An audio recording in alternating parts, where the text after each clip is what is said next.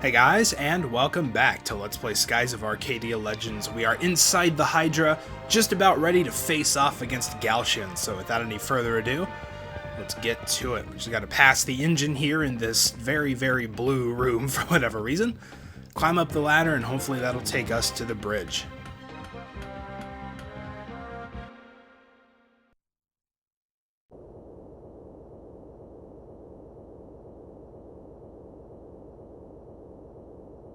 That looks like the bridge. Galcian must be in there. Well, I guess we'll just have to break that door down, won't we?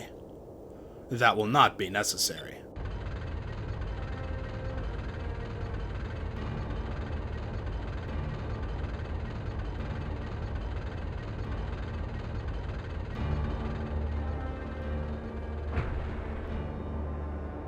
Galcian.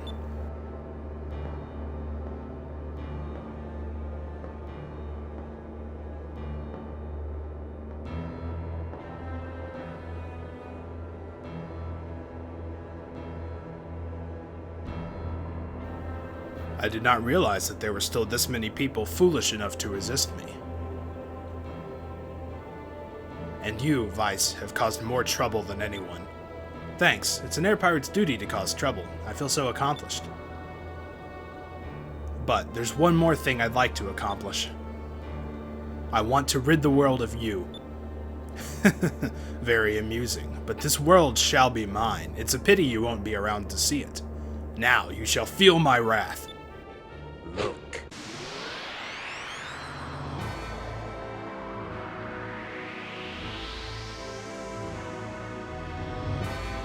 It is time to die.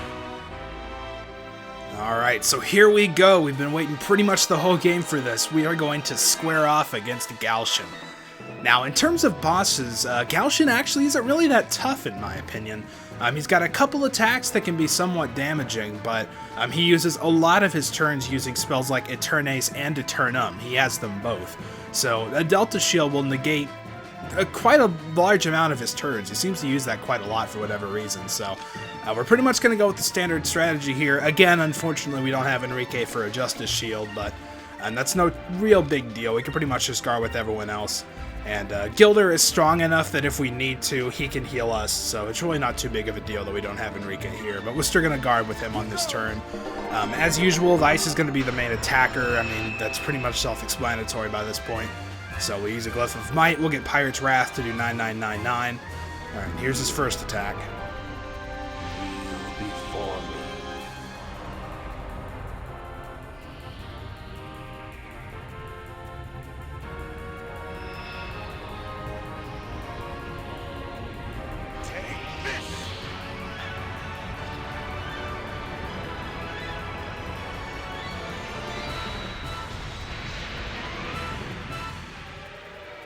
Yeah, you can see that's a pretty awesome looking attack, and it did almost 1500 guarding, so, you know, the damage level there would be catastrophic if it had been on, for example, Fina while she wasn't guarding. Probably would have killed her.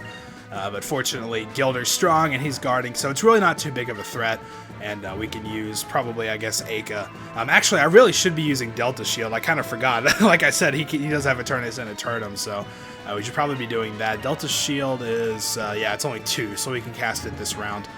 We'll probably just have Gilder heal himself then, because I don't feel comfortable leaving Fina just wide open for attack. So Gilder should be able to handle whatever Galcian throws at him, so there's not too much worry there.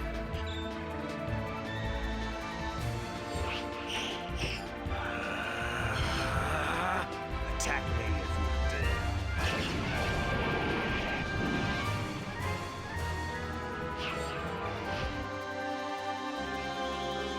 Yeah, and unfortunately he used Devolver on this turn, which is basically kind of like a counterattack stance. It's just like a fancier version of that, which means I'm pretty sure Pirate's Wrath will do much less damage. Yeah, as you can see, it's not quite 99.99, but it's still quite a lot. Being attacked with regular attacks would invoke a counterattack with that stance, I'm pretty sure. So, alright, we got a guard here. We got to get some more focus up. Again, we're going to keep using Delta Shield. The problem with that is it does leave Aka open to attack, but again, she has enough HP that she should be able to withstand just about anything Galcian does. so it's not too big a deal. And as you can see, we haven't really taken too much damage here, so even if you weren't freakishly strong like I am, it'd still be pretty easy to keep up with this damage. And here's Electroland, of course, going to be negated by Delta Shield. Even if it wasn't, it's still a very weak spell, so there's no need to worry there. Get a Pirate's Wrath and a Delta Shield, guard with everyone else. And you can see this battle's pretty routine. I mean, we've taken a little bit of damage from Terminal early on, but, you know, apart from that, there's not really been too much. And that's what makes Galcian a little easier than he should be, I think. Kneel before me.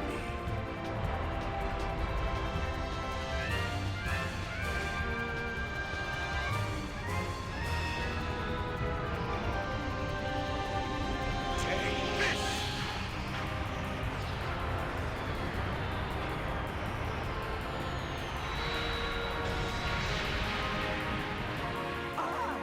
So you can see there's a good example of unguarded damage. I mean, that took Vice down pretty far, so, you know, that can be a little bit devastating if you're not prepared for it or if he uses it on the wrong character, but there's no real threat if he uses it on Vice. Again, Gilder's more than good enough to heal him, so we'll just take care of that. And pretty much one more attack and he should go down. Like I said, he's pretty simple. There, he's finally using Eternace. It seems like he held off for a while on using it, but like I said, he does have it, so Delta Shield, or Aura of Denial will also work if you would rather not leave Aka open, like she can't withstand an attack. That might be a good idea there. We don't quite have enough to use Pirate's Wrath and Delta Shield. We're 1 SP short, so we'll go ahead and just guard this turn. I don't want to risk, like, you know, somebody or multiple people just randomly dying on us, so that would not be good. Yep, okay, see, it's a pretty good thing I did, you know, because I'm pretty sure he probably would have gone before Vice got to use his attack, so. Alright, this one should finish it off. We will use a Delta Shield and guard here, but there's basically nothing he can do to beat us at this point, so let's just go ahead and take him down.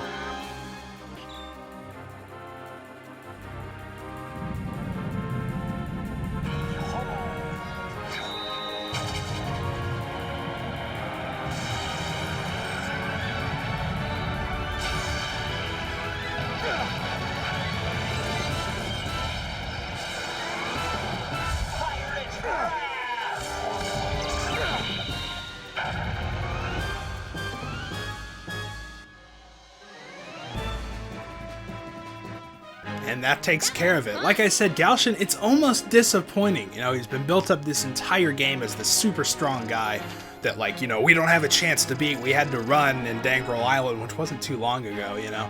So I kind of feel like we probably could have taken him then if he was just this strong, but oh well. It's still, you know, he's got a couple cool attacks. He's got one we didn't see that's basically, it just removes, like, beneficial effects from everyone, but it does basically no damage.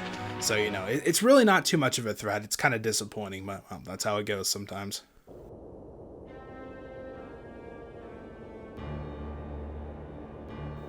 How could this be? I will not be defeated. Your reign of terror is over. I don't think so.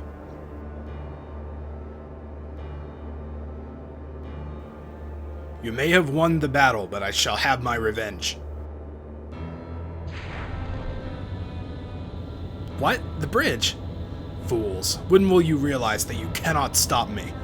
Now I shall destroy every last one of you.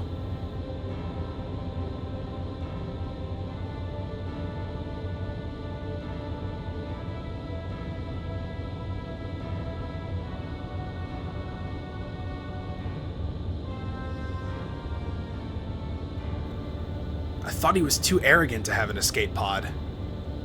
Vice, he's getting away. We have to do something. If he gets away, he'll retreat back to Soltis and we'll never get a chance to stop him. The other pirates are tied up fighting with the Armada. Huh? Hey, what's that?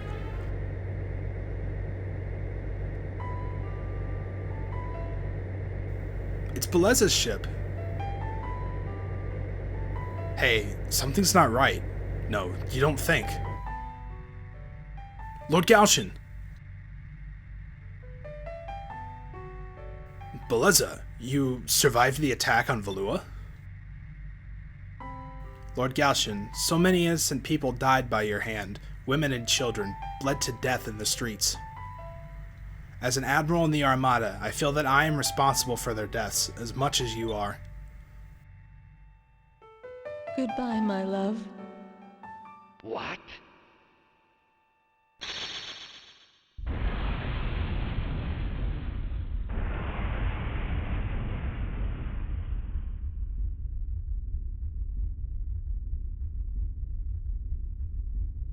Ah!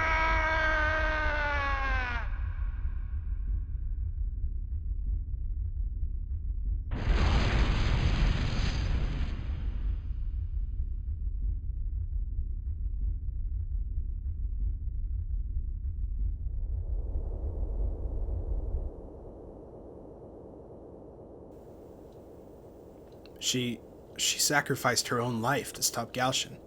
Oh, Beleza.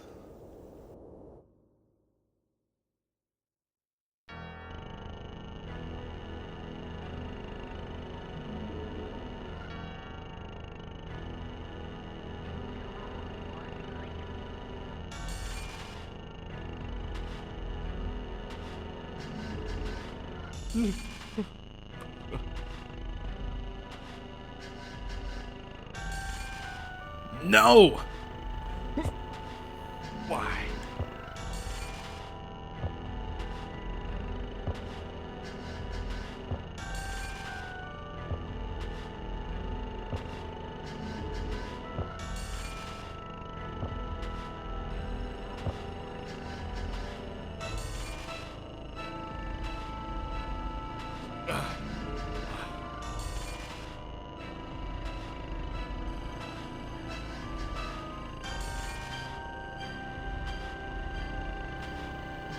Lord Galcian, you shall be avenged.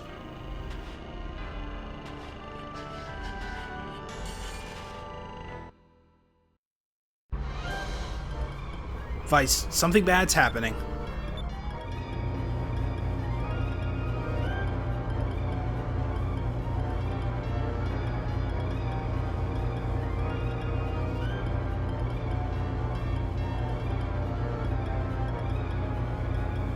No, Ramirez is going to use the Reins of Destruction again. There's nothing we can do to stop him. Ramirez, please.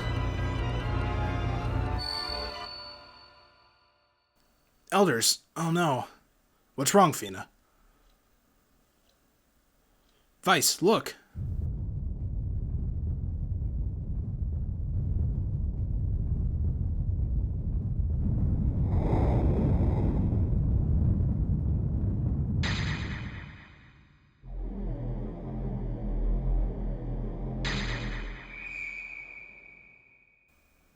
Fina, Soltis used to be our home. We created it from nothing, and now we must destroy it. For 1,000 generations we have judged the people of this world. Everything we have created, Soltis, Zelos, the Reins, was all because these people did not measure up to our standards. But perhaps we were wrong. Fina, by believing in the people of this world, you have taught us a great deal.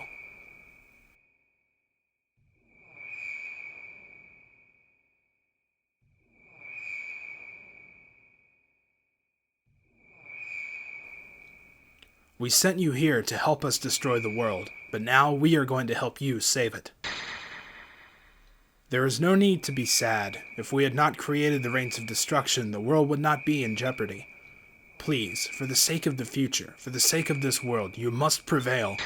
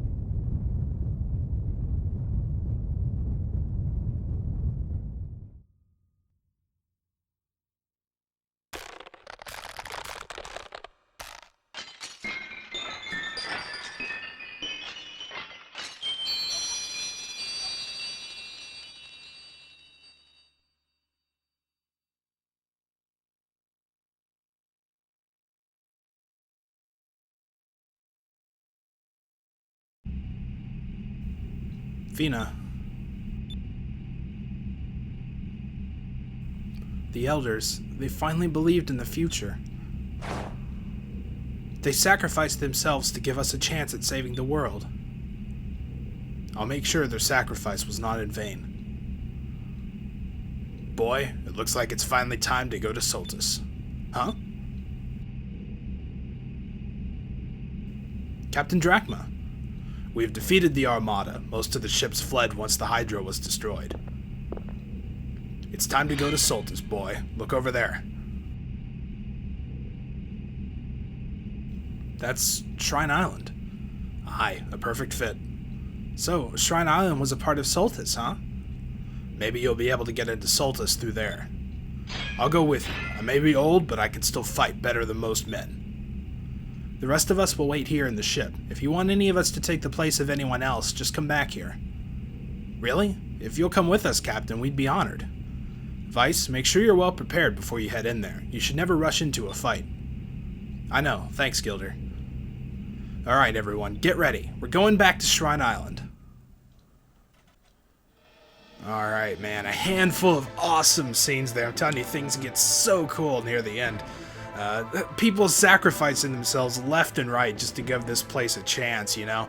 Beleza crashing into Galcian's escape pod, the Elders stopping Ramirez's reigns of destruction, and also, as you can see, lowering the Dome of Light around Soltis, giving us an entrance as well. So, pretty much you can really tell this is just like everybody in the entire world coming together to fight this one threat that, you know, completely could wipe out all of mankind as we know it. So, it's really cool seeing everybody get behind us and, you know, everyone trying to do everything they can to give us a chance at taking these guys down. So, it's definitely really awesome to see.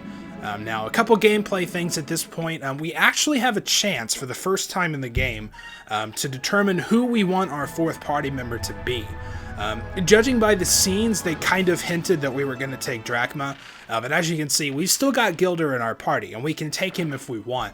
But as Enrique said in the scene, we can also, you know, gather up whoever we want. If we want someone to take anyone else's place, we can do that. So this is the point where you pretty much get a chance to select who your fourth member is going to be for the final stretch of the game. We're getting ready to head into the final dungeon, so it's pretty much just, you know, you've had your chance with all the members at this point, so just pick whoever you want. At this point, the smartest play for me is to bring Enrique. Offensively, that's pretty much, everyone has their own little, you know, special abilities. Enrique is kind of the more defensive one with Justice Shield. Drachma is the power one, you know, with all his, you know, incredible strength. And Gilder is kind of the weaker one in terms of bosses, but he's kind of better at clearing out hordes of normal to strong enemies. So since we pretty much have Vice set up for the ultimate in offensive powerhouses here, we're going to go with Enrique in order to give us a little defensive boost. So, yep, we'll let him go. Alright, so then Enrique joins the party, and you can see he now takes up our fourth slot. Now, one thing to really watch out for here, though, is if you grab Enrique, get him equipment. As you can see, he's got nothing equipped on him since we got his stuff whenever he left from Sailor's Island not too long ago. So, unfortunately, I don't really have too much extra laying around. I do have a piece of silver armor, which we'll give him. It's not really too important, you know, that he gets the best of the best. But we did keep the Warrior's Heart around, which we will equip. We also picked up this Valuan Medallion from the fight with Galcian, which, as you can see, gives a pretty decent boost to both defense and magic, and also negates Eternity spells. So, if you want that, you can equip that, but I'd rather have the extra SP, so we'll just ignore it for now. And also, just FYI, if you want a Drachma or Gilder, they're both sitting out on the deck. You can talk to them there, but like I said, Enrique is pretty much the only one who meshes with my strategy at this point, so we're going to be going with him. And of course, you know, he did spend a large part of the game with us, basically the entire, like, last half of the crystal collecting, so I think, and you know, Galcian Ramirez did destroy Valua as well, so he's got a lot of personal stuff writing on this, so it's a good idea to take him along. Oh yeah, I like what Lauren says here. If I'd known how big this job was going to be, I would have asked for more than 10,000 gold, pretty much. Alright, so now that we've got Enrique and we've got him equipped, which is pretty important, we are going to finally make our descent into Soltis. There's really not too much else we need to do, side quest-wise. If you remember, we've still got a wanted battle left, but we're actually just about to take care of that here inside the final dungeon. We got a couple chams left, which we're going to find the last few of those in this dungeon as well, so as far as things outside of Soltis, we've basically got it covered, so let's go ahead and approach Shrine Island here. And as you can see, once you do so, we're going to get a battle. This is actually a fixed battle, not random. And you can see it's going to be with our ship. Descent complete. Approaching Soltis. We'll try and get in through Shrine, well, what used to be Shrine Island. Good idea. I don't want to find out what that light beam up above Soltis would do to us if we were to try and pass through it. Ah! Whoa, holy crap. Damn. Well, I guess things were going a little too smoothly. I would have been disappointed if we got into Soltis that easily. Alright, so we've got this thing, the Gadianos, here. This thing, it's very prone to running away. I believe it always runs away after the first turn, which is why, as you can see, the next turn is just all green. So if you want to take him out, you better do it here. We're going to be using our moon cannon on this turn. We're going to be using... oh, we don't quite have enough. I guess we can go ahead and throw a torpedo on that turn. We'll guard here. The moon cannon might actually take it out. I'm not sure. We don't have enough SP for anything else, so let's see. If we got a... yeah, we have a few of these bombs, so let's throw a thunder bomb at it.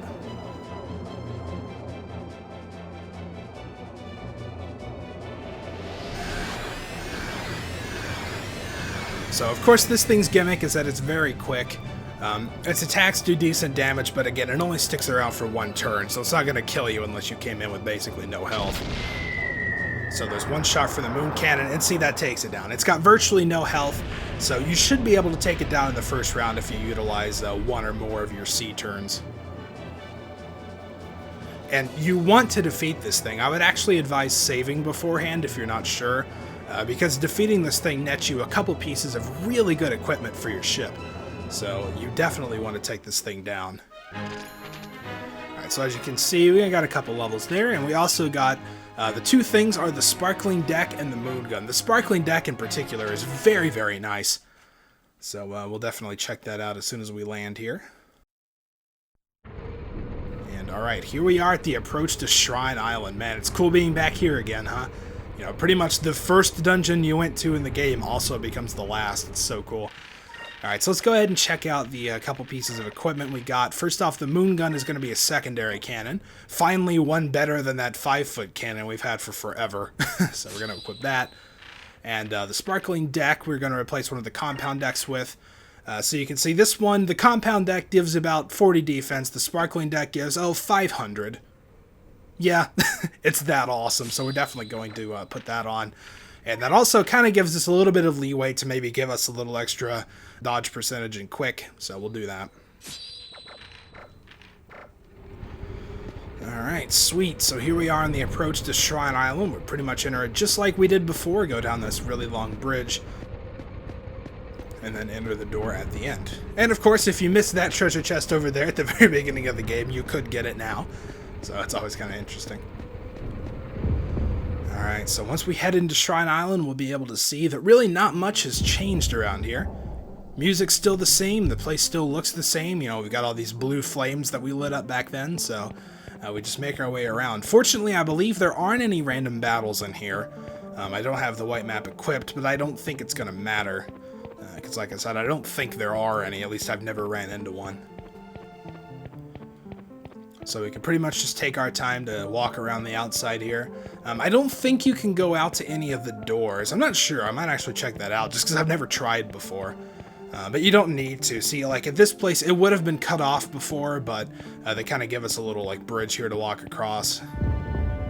Oh yeah, it seems to be stuck. So yeah, it's kind of, you know, been joined with Soltis there, so I guess that kind of makes sense.